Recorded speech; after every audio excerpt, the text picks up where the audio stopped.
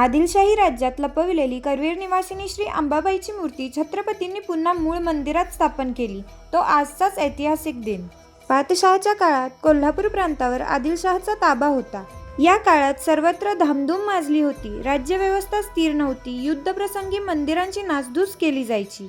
अशा वेळी देवीच्या मूर्तीस अपाय पोहोचू नये या हेतूने करवीर निवासिनी अंबाबाईच्या पुजाऱ्यांनी देवीची मूळ मूर्ती मंदिरातून काढून नेऊन कपिलतीर्थाजवळ गुप्त ठेवली. पुढील काळात कोल्हापूर प्रांत स्वराज्यात आले.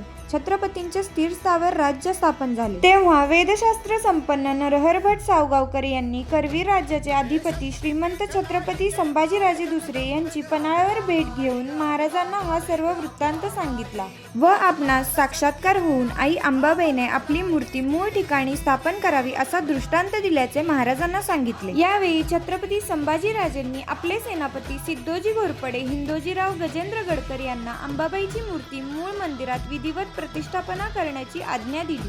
महाराजांच्या आज्ञेनुसार सेनापती घोरपडेंनी सन 1715 साली विजयदशमीच्या शुभ मुहूर्तावर करवीर निवासिनीच्या मूर्तीची मूळ मंदिरात विधिवत प्रतिष्ठापना केली. ती तारीख होती 26 सप्टेंबर 1715.